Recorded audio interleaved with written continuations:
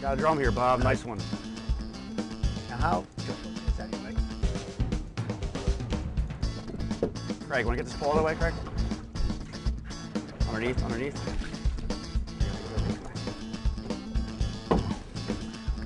Wow, look where he's going. There he goes. Nice fish. Oh, there he goes. Now, you saw something that I didn't see on that rod. What was it that you were feeling it, or what was the story there? Well, they bite real lightly. For the size of the fish, they bite extremely light. If the rod tip just kind of jiggles a little bit. So what we like to do is we kind of reel down to the sinker and just wait until you feel that weight of that fish on the rod. Oh, there he goes, there he goes. And once you feel that weight, then you can go ahead and set the hook. This is a nice fish.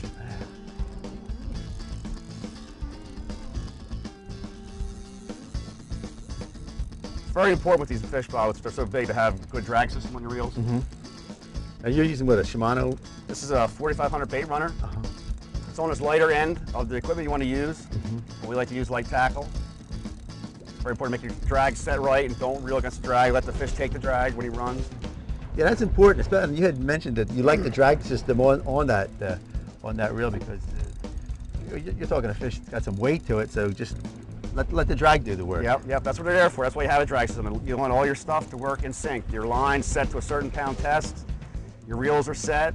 The drag's all set. You have the right rod. Just let the equipment do the work.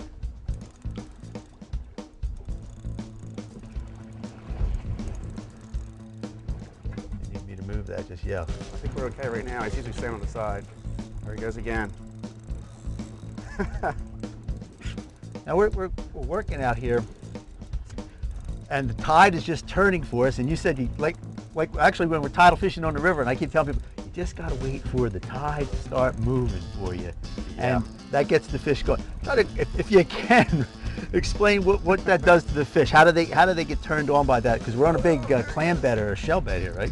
Yeah, we're fishing on oyster beds and clam beds. Drumfish, that's what they eat. They eat clams, oysters, mussels, crabs. So we want to fish on that type of a structure. We want to try to target the edges of those structures. And once the tide starts moving, the tide will start pushing the scents of the baits around. The drumfish swim along, you know, in the scent trails. And then when they come upon your bait, obviously they're going to take your bait.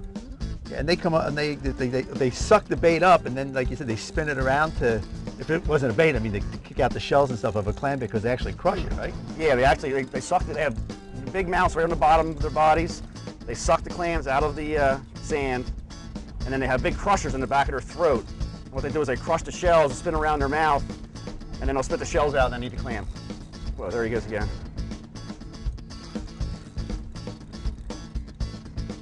Boy, doesn't want to come in. No, not at all. They're big fish.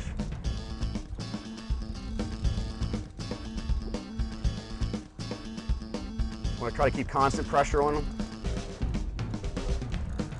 Hey, you need a rod with some backbone on it too, don't you? Yeah. This is 20-pound tackle, which is sufficient. You can get some larger tackle, if that's what you have.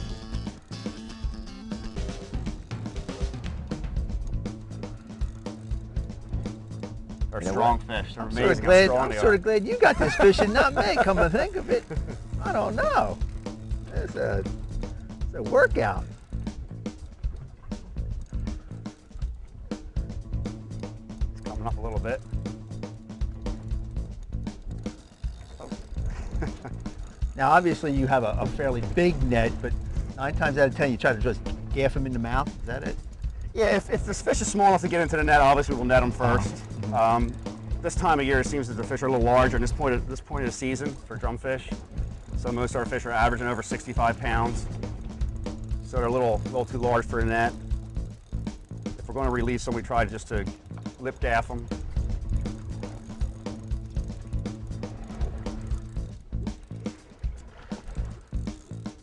Yeah, that's okay.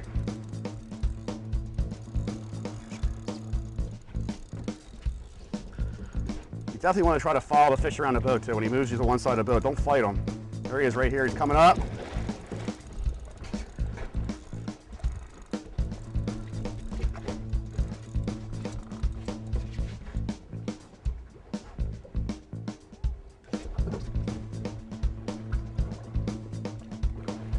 go. Wow, nice fish. Nice fish. You hear him drumming? Can you hear him drumming? That's what drumfish do. They drum, they blow the sand off the bottom. Oh, here. Beautiful fish. Drum fishing, Cape May. Stay tuned. It's going to be a big one.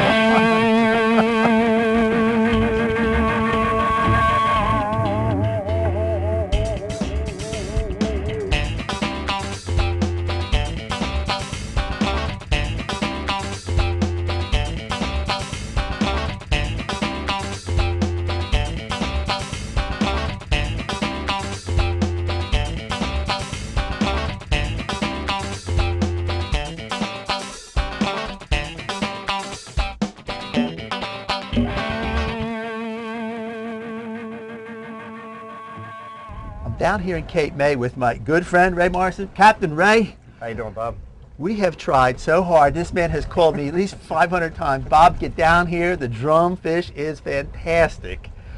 I finally made it. Yes, we did. Our schedules clicked. The weather clicked. Finally. And we got out here. Ray, tell us about where we are as far as Cape May area and exactly what we're out here doing. Well, we're fishing out of Cape May, and we're in a Delaware Bay, and we're set up here drum fishing.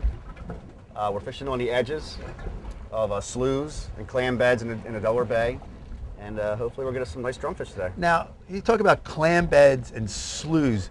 How do I find a clam? I don't know what a clam bed. Well, if you're going to fish in the Delaware Bay, there's many charts you can buy that have all the different edges marked. They have all the depth contours. Mm-hmm. They mark the oyster beds, which is very important. If you're going to fish for drumfish, you want to be on an oyster bed or a clam bed or some type of structure like that.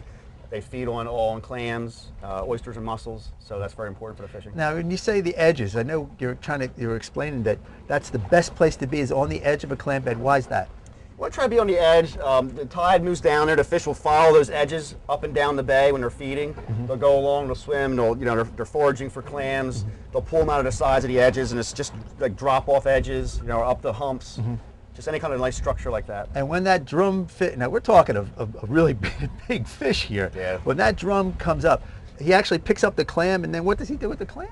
Well, in the natural way, they come up, they suck the clam out of the mud, and they'll put the clam in their mouth, and they have big shell crushers in the back of their throats, there's bony structures, and they'll actually smash the clam in their mouth, and they'll spit the shells out, and they eat the clam body itself. And so what we're actually trying to do is mimic that clam being out there. Now I know we got a slick going, and we're cracking some clams, but now you have your rod positioned. How do you have these rods positioned here? Because we got the nice tide going with us. Yeah, we got a great tide right now, and we want to stagger our lines. We try to go one line long, one short, another long, and another short. That way you don't have to, you're covering different water columns, different areas, different depths, different lines. That way when you can trigger where the fish are at, what's the best spot for them to play. So if you're picking off the short ones, then you know that they're down right close to us, and then you're out your long line. You want to try to cover as much water as you can with your rig. We only use 4 poles when we're drum fishing. I think that's the best way to go about it. We just have 2 long and 2 short. I could see that could be any more than could be really. If you get into a big fish, it could be a problem. It could be wild like that.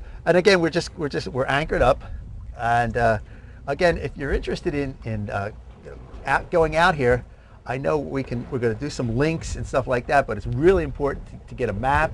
And I know Ray has even said he's going to give me some GPS coordinates for you later on. And secret spots. Yeah, it's the secret spot. And the other part is, there are X's all over the water out here. Just follow the X's. It's really good. All right, let's catch some fish here. Sounds good.